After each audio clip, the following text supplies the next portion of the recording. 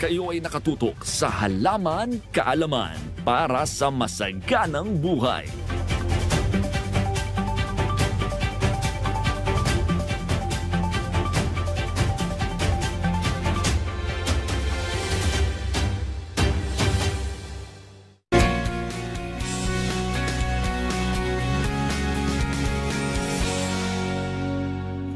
Nagbabalik ang masaganang buhay. Kasama pa rin si Ma'am Perm. Ngayon ay nandito po kami sa kanilang taniman ng palayan. Ma'am Perm, gaano po kalawak itong palayan? Sir Mer, 7 hectares ang 7 palayan. hectare, Yes. oh. I understand, second crop na natin ngayon ito. Yes po. First crop po ang tawag nila dito, pero Alright.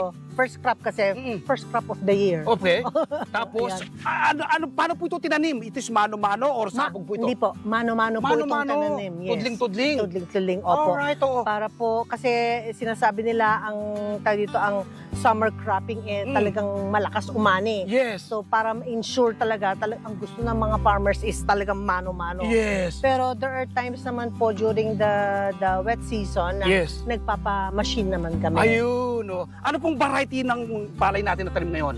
Ito po ay inbred variety na Opo. 402 po. 402. Yes Ito po. pong 402, magandang umarvest to ah. Maganda po siyang humarvest, Yes. saka masarap din kainin. Yes, masarap yung bigas niya. Yes po, Oo. masarap Ilan yung bigas. pong buwan from plantation bago ka makaanin ito? Mga 3 months. 3 months, Three saglit months. lang. Saglit lang po. Bilis lang. Medyo akala mo matagal pero Yes. saglit lang po talaga Oo, yun. 90 days lang, ano? Oo. Tapos, black rice po, nagtatanim din tayo dito? Nagtatanim po kami last cropping po. Yun Yes. po ang nakatanim dito. Ah, okay. So, every cropping po, hindi kami pwede magtanim ng same variety on the Yes, same so plot. dapat papalitan mo siya. Ibang variety naman po. Ayun, okay talaga Yeah. naman. Okay, lipat tayo sa ibang mga tanim ngayon. Napakagandang taniman. Luntian! Confirm, no? Talaga naman, oh. Nandito naman po kami ngayon sa taniman ng patola. Pero kakaibang patola ito, Ma'am Yes Perma. po. Ano pong tawag po dito? Ang tawag po dito ay snake gourd. Naku, talaga naman, parang gourd. snake talaga. Mukha talaga siyang ahas. Oo. Pero ito yung ahas na masarap kainin. Yes, so, ito pa, paano po niluluto ito? Halos kamukha rin po yung mga regular patola natin. Mga regular na patola po. Pero Okay. ito is, this one is mas matamis po siya. Ah, Masarap siya. Tsaka hindi siya yung mabuhok. Oo. Yung maligasgas. yes, so, Yan. pag ganito pa, pwede pang i-harvest ito. Ito po, pwede po. Oh, Pero sir, nagtira na i-harvest po mo kayo na ng yan. mga seeds, ano? Yes po, Okay. nag-ready na po kami ng seeds dahil po nung nag-post kami nito, Oo. marami po nag-inquire. Oo. At gusto nga nila kasi pinakita din namin yung lutong version. Yes. Sabi niya po, mukhang masarap. Sabi ko naman, masarap naman po talaga. Okay, pwede na pong i-harvest ito? Ay, Sige, Sir Mer, harvestin sige, ko na. i-harvest mo na. Ito po ba, itinatanim siya through seeds, direct planting True po siya? seeds. True seeds, direct planting. Yes. Okay, oh, naku talaga naman, nakadalawa na ako. Nakasarap Yung pa. pa, oh. Ma'am, Ayan. ito po yung pinakamasarap na parte ng pagtatanim. Yes. Yung humaharvest Yung ka na. ma-harvest talaga. Yan, oh. Okay, yan. tapos kapag po ba ito Yes. itinanim, plant and forget siya. Plant and forget. Naku talaga naman, oo. Kasi nung tinanim namin, Oo, sabi, pahala ka na dyan. oo. Parang snake talaga. Yes po. Okay. Maghanap pa tayo dyan, Sir Mer. Meron Meron pa daan dyan. pa rito. Oo. Oh. Ma'am, pero nakatatlo kaagad ako. Why not? Okay. Ito po ba mga ilang araw bago siya magbunga at makaharvest ka na? Kung mga 60 to 90 days 60 po. mag-start na siya magbunga. So 90 days, Ah. ito na umaharvest ka na. Meron ka na. At habang buhay yan, harvest ka ng harvest. Harvest ka na, harvest ka tulad po niya, no? Oo. Napakarami pa talaga. Oo. Kaya lang, Oo. pinabubuto na po namin dahil Yes. meron pong may mga order ng buto. Naku, nagdagdag kayo ng seeds talaga. Ito pa, Oh. naay na Ito, po naani pa. Naku, talaga naman. Oo. Okay, lipat tayo sa iba pang mga pananim Okay. ni Ma'am Perms. Okay. Dito naman po kami sa tanim na acai berry ni Ma'am Perms. Ano? Acai berry, Ma'am Perms, paano po ito tinatanim? From seed po ang pagtatanim ng acai berry. Okay. At kailangan din po sa medyo may matubig na Matubig lugar. na lupa. Pero hindi naman yung Oo. tubig na tubig. Pero Hindi siya babad. Yes, hindi babad. Okay. Pero matubig. Alright. Gusto Tapos, niya matubig. kailan po siya mamumunga from mula sa pagkakatanim? Siguro po mga 3 to 4 years. 3 to 4 years? Yes po. Pero kapag nagbunga naman, Ay, tuloy-tuloy. tulad po yan. Sunod-sunod po yan. Hanggat buhay siya may bunga. Ay, hanggat buhay po siya. Saan po ito ginagamit? Ginagamit po siya na marami high in antioxidant Oh yan. wow, anti-cancer yan. Yes. Yes, okay. So, kadalasan po, dun yung mga bumibili, yun ang reason nila Oo. kung ba't binibili. Kasi Oo. dahil syempre, pag nahinog po yan, Oo. magiging black yan. Alright. So, the darker the fruit is, Mm. the higher in antioxidant it is. So, Wow. kaya po yan. Ang mahirap lang sa acai berry Opo. ay hindi mo siya pwedeng i-imbak. Okay. Kaya pag nagpo-post kami ng hinog na, Oo. ay, So dapat puntaan na kung oo, gusto mo. oo, kung puntahan na kung gusto mo. Alright. Kasi mahirap naman siya na i-freezer pa. Yes. Dadagdag pa sa space. Kaya ang ginagawa namin, kinakain na lang namin siya. Ayun, talaga naman. Asay berry. Lipat tayo Yes. sa ibang mga tanim mo ngayon. Ma'am Fern. Okay. Okay. Ang susunod po namin pupuntahan ni Ma'am Fern, ito, first time kong makakita nito, no? Ma'am Fern, ano pong alaman ito? Ang tawag po dito ay root beer plant. Root beer plant. Yes. Ito po ba yung ginagamit doon sa soft drinks? Hindi naman po, pero kaamoy niya. Amoy niya? Pero ang tawag po sa kanya ay root Okay. beer plant Oo. o Hoya Santa. Okay, tignan muna po natin. Kukuha tayo Yes. ng kanyang mismong sariwang daon niya. At Okay, ano po, no? Kinukuha ko po yung katas ngayon, aamuin ko. Ako, kaamoy nga! Grabe! amoy talaga. Oh. Amoy na amoy po talaga. Paano po ito pinopropagate? True cuttings po. True cuttings, Yes pwede po. rin, okay?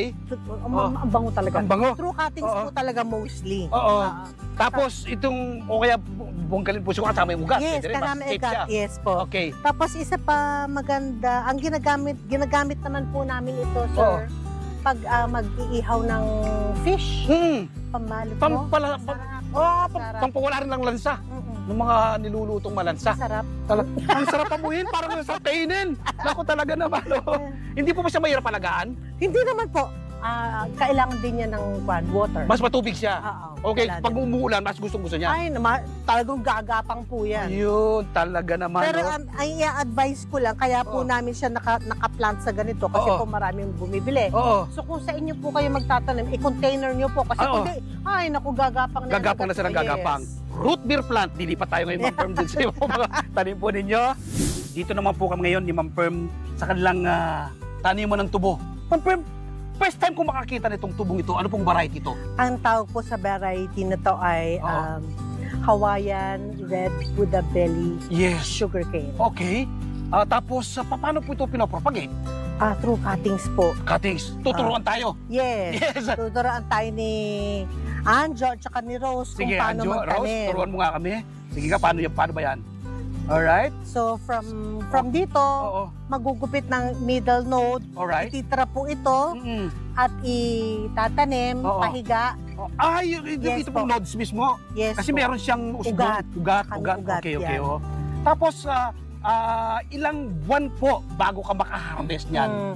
Dapat direkta sa lupa? Oo, dapat po direkta sa lupa. Okay. Kaya lang po namin nilagay sa container ito Mm-mm. kasi pinaparami pa namin siya. Yes. So kung mas nasa lupa ito, mas magiging siyang mataba, Yes. mapula, Oo. at talagang ang sarap. Ang bango, no? Parang sarap papakin. Ang sarap. Parang tamis siguro to. Matamis po siya talaga. Tamis! Yeah, matamis Ang siya. tamis! Oo. Ang tamis nito, no? Kakaiba yung ano niya. Yes po. Kakaiba yung lasa niya. Para siyang cottony. Ah. Tsaka yung firm yung kanyang Yes. yung kanyang mismong bunot niya eh. Okay. Matamis. Oo. Tapos bukod po, ito rin pa yung ginagawang ano, mataas ang uri ng asukal? Na O asukal. paano? Oo. Actually, Mm. ang mahal po niya para gawing asukal. So, So hindi talagang pampangos lang. pang Oo, talaga pang to. merienda. Oo, pang merienda. Tsaka pang ornamental. Yung iba po bumibili sa amin for ornamental use.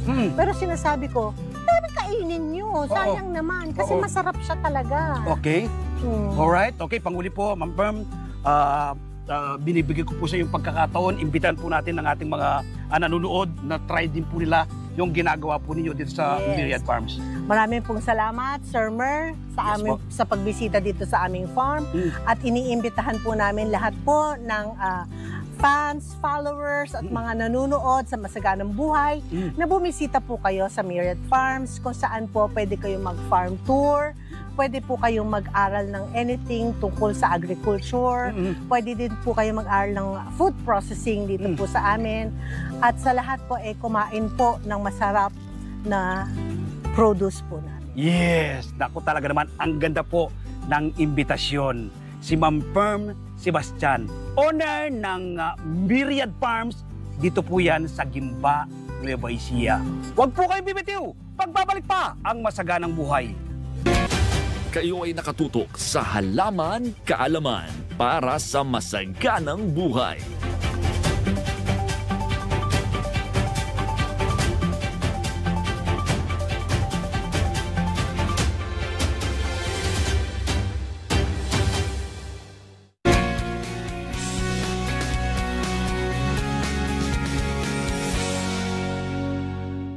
Nagbabalik ang masaganang buhay.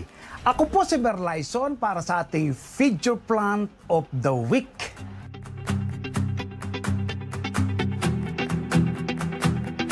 Ngayon po ay ibabahagi ko po sa inyo ang simple at madaling pagtatanim ng Taiwan pechay sa mga bote ng mineral water.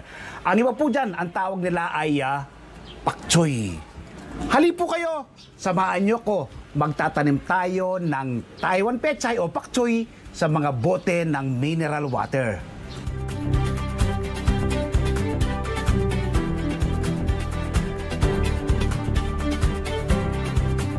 Ang Taiwan pechay o pak choy ay membro ng Cruciferous vegetable family na mayaman sa iba't ibang nutrients na maraming benepisyo sa ating kalusugan.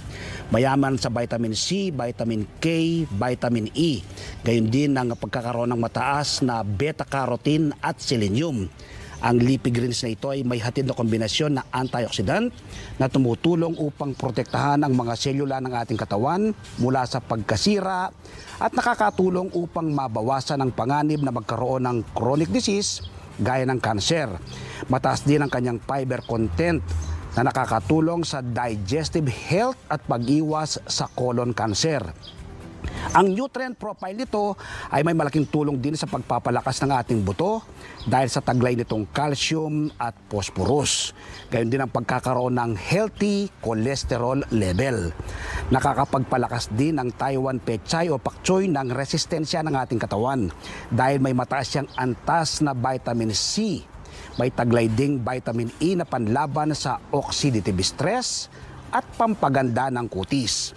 Mayaman din ang Taiwan pak choy o pechay sa vitamin A na mahalaga upang mapanatili ang pagkakaroon ng malusog na mata at malinaw na paningin. Nakakatulong din sa kalusugan sa ating puso dahil sa taglay na potassium. Nagpapausay din at nagpaparegulate ng ating blood pressure. Ilan lang po yan sa napakaraming taglay na health benefits sa ating katawan ng Taiwan pechay o pak choy. So ngayon ay magpupunla tayo ng Taiwan pechay, no? Yung iba tawag nila dito ay pak choy.